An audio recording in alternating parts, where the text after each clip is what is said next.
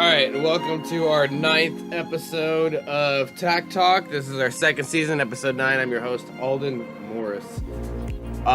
Yesterday I shared onto social media, including the social media for Beast Combat Systems, an incident that happened in Nairobi, Kenya. Mystery pirate Patch wearing special operator jumped in to help Kenyans during a hotel attack. I'm going to go ahead and read this article here. Then I'm going to play a video for you, and then we'll move from there. Kenyan authorities say they have the situation in the country's capital, Nairobi, under control after terrorists attacked an upscale hotel and business complex earlier today. As the chaotic situation evolved, television news footage and pictures spotted what appeared to be at least one Western special operator working together with the throngs of local security forces who responded to the incident, which left more than 10 people dead, including one British and one American civilian, and more injured. The attack began around 3 p.m. local time when a suicide bomber detonated themselves in the foyer of the Desuit D2 hotel, while a second explosion rocked a parking lot outside. At least 4 gunmen then began shooting civilians and security forces in the hotel and attacked buildings, which include a bank and are frequented by foreigners. More than 12 hours later, there were still reports of fighting in the city despite the statements from the Kenyan government. Al-Shabaab, a Somali terrorist group with ties to Al-Qaeda, claimed responsibility for the attack. Kenya is a major contributor to the African Union mission in Somalia, AMISOM, which is actively supporting the country's government in its campaign to defeat Al-Shabaab and other militants. January 15, 2019 is the 3-year anniversary of Al-Shabaab's spectacular attack on Kenyan forces in Somalia in the town of El Adid.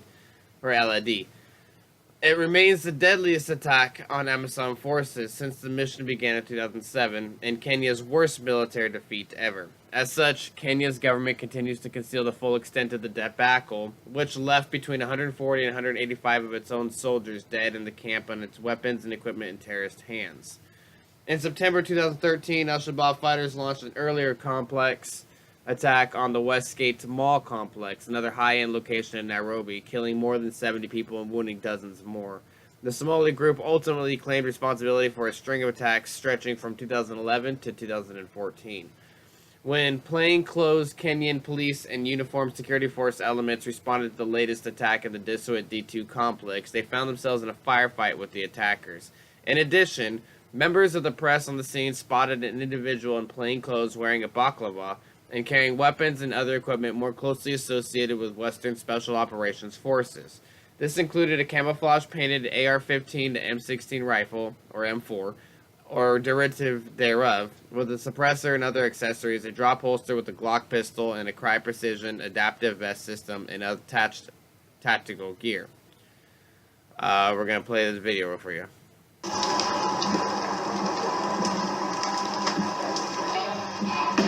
So what it's showing is Euro News, the actual Desuit D2 complex with Kenyan militant officials moving in with their firearms.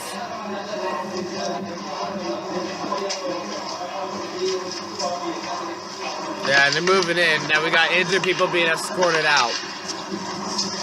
Looks like some of the injured people may have been shot, some have been shot at.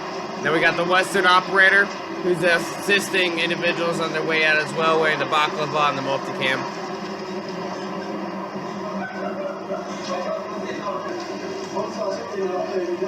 And he's being assisted by other plainclothes officers. Now we have Kenyan officials moving people out what look like private security forces. And we got more people coming out of the building. It looks like the military has arrived. They have their AK-47s out. And their helmets. Obviously IOTVs.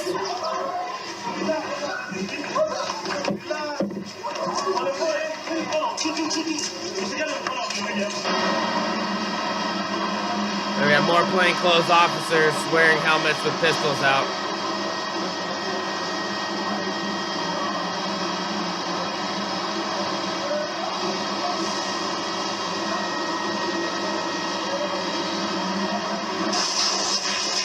And you can see the aftermath of some of the bombings that have occurred. Some of the vehicles are tore up, and looks like they're badly mangled. The video and pictures show him working directly with Kenyan security forces, darting back and forth to usher civilians to safety. One picture shows him dramatically carrying a wounded individual with the aid of another person who is either a plainclothes police officer or just an innocent bystander. What's so interesting is that there's no sign that the individual is part of a larger, similarly equipped team and appears to be acting by himself in conjunction with Kenyan forces.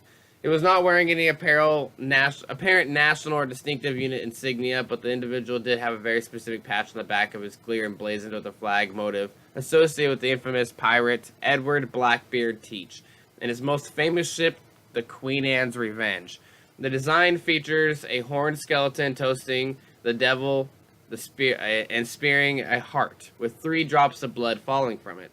The patch has become closely associated with the U.S. Navy SEALs in recent years, as some of the teams seem to have adopted it in Blackbeard's lore to some degree. Skulls and crossbones, skeletons, the devil, hourglasses, and just the other black were all common on pirate flags during the 17th and 18th centuries. They were meant to evoke various themes, including death, mortality, and the fleeting nature of life itself for both pirates and their victims. Blackbeard was between 35 and 40 years old when he died, according to the Queen Anne's Revenge Project, part of the North Carolina Department of Natural and Cultural Resources.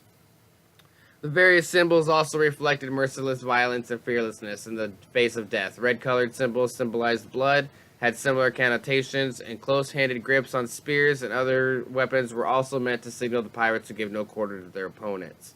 All that being said, the flag's connection to Blackbeard appears to be entirely fabricated, with the only contemporary reference to the pirate's own banner describing the more common skull and crossbones motif and bloody flags with unspecified red symbols. Excuse me. It is very possible that Blackbeard used more than one type of flag, but the first known instance of the toasting skeleton appears in the 1912 article, which also doesn't draw a connection to him directly.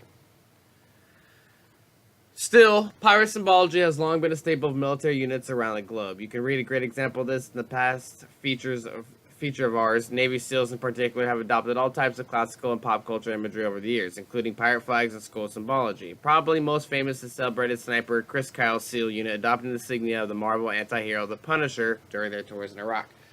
Alright, we're going to stop there. So basically, you guys heard what happened.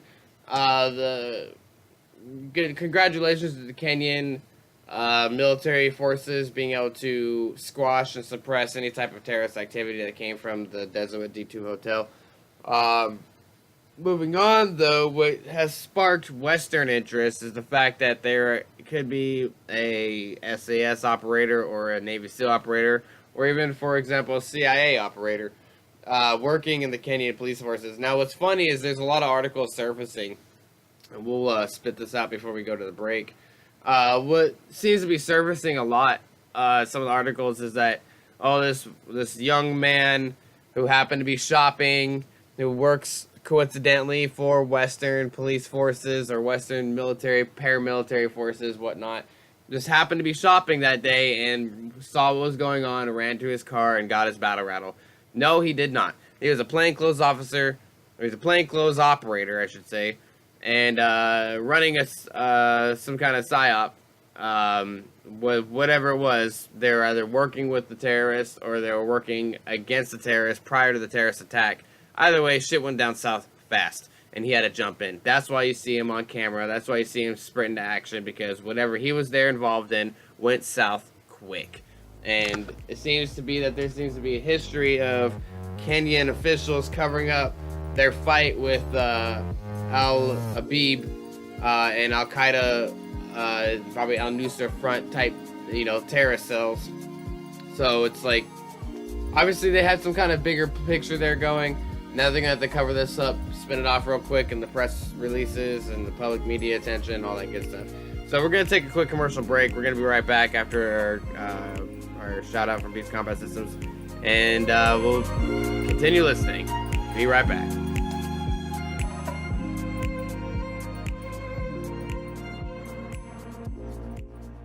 Beast Combat Systems at beastcombatsystems.com. Protecting those who prepare.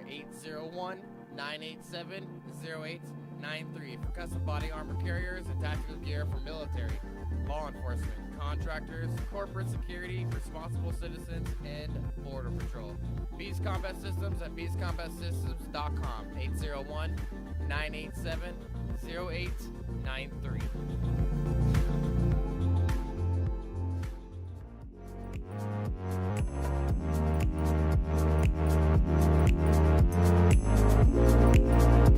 Alright, we're back. Thanks for tuning back into our 9th episode of our 2nd season of TACTALK. I found it funny here. I got a press release from the White House. Oh shit, just closed out. It was a press release from Donald Trump to Nancy Pelosi. In fact, we'll see since I have you on the air if we can't just pull it up here. But it regarded the government shutdown, and it talked about how Nancy Pelosi was better off negotiating here in Washington D.C., not here in Washington State. Let me go ahead and just type this up real quick and get it pulled up. But yeah, it's very interesting. Let's see, cancels trip. I'll read it out to you here in case you haven't seen it. And what I'll do is once I find the link, since my computer is kind of acting funny here while I'm on the air, we'll go ahead and leave the drop down link for you as well. But there we go. So let's see if I can actually pull up the actual letter here as the article's loading. As the article's loading, I'll continue seeing what I can pull up here. Here we go. We got the article. So it says, well, now more things are loading. Let me deal with my computer here. Very, very slow computer. If you're looking to fund the show, I could use a new computer. I mean, this thing is so slow. If you're looking to just donate $5, $10, $15, even $20, all the proceeds go to new equipment. So if you want to see a show where I'm actually on the camera talking to you as opposed to this black screen, this is where the money goes. So until then, I gotta deal with this kind of crap. All right, got it pulled up. It says, "Dear Madam Speaker, due to the shutdown, I'm so sorry to inform you that your trip to Brussels, Egypt, and Afghanistan has been postponed. We will reschedule this 7-day excursion when the shutdown is over. In light of the 800,000 great American workers not receiving pay, I am sure you would agree that postponing this public relations event is totally appropriate. I also feel that during this period, it would be better if you were in Washington, negotiating with me and joining the strong border security movement to end the shutdown. Obviously, if you would like to make your journey by flying commercial, that would certainly be your prerogative. I look forward to seeing you soon, and even more forward to watching our open and dangerous southern border finally receive the attention, funding, and security it so desperately deserves." And that was from Donald Trump to the House Speaker Nancy Pelosi, Pelosi. And it was posted by Sarah Sanders, actually, which is kind of funny. But it's regarding her upcoming travel excursion, which is, by no means. I mean, when you got 800,000 federal employees not being paid, yet Congress is being paid, the state House reps are still being paid, senators are still being paid.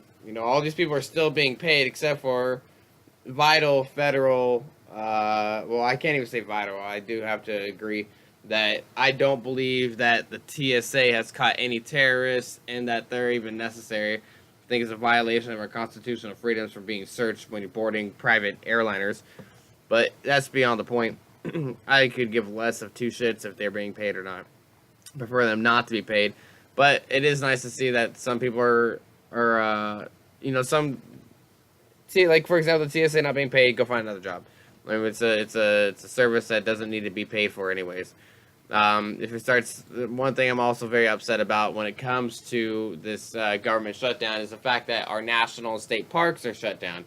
I mean, I'm a recreational sports shooter, and obviously a firearms enthusiast. When it comes to being able to use my firearms, I don't use them. I can't say I wouldn't be able to call myself a firearms enthusiast if I only shot at indoor shooting ranges. I mean, there's so many rules and regulations and policies for just training in those kinds of environments that if you call yourself a firearms enthusiast and you've never been to an outdoor range, you've never set up your own training range, then you're not a real firearms enthusiast. So you're just a shooter because of those rules and regulations at those indoor ranges. At an outdoor range, you have the likelihood of being able to set up a scenario in which you actually will find yourself in which I claim to the phrase "train like you fight." At an indoor range, you're not going to ever have a situation where your enemy allows you to put on your earplugs or your headphones and have the gun already out on the counter in front of you, and to be able to return fire while he holds still and shoots fire, or doesn't even shoot back at your general direction. So outdoor rangers are great in that you have mobility. You can move from left to right. You can mix things up. For example, you're more likely to be attacked in the grocery store parking lot carrying your own groceries. So having situations where you're training where, for example, you're walking 10, 15 meters with both your hands full of, let's say, 10 to 15 pounds in each hand, and, you have a threat from a special, direction, for example, that you can train with other people, whether it's a left, right, 5, 10 meters away, or a right, left, 15, 20 meters away. This is simply put, just train like you fight. Train like you see yourself in a situation having to defend yourself with your firearm or your sidearm or primary rifle, whatever. Go to the outdoor rangers.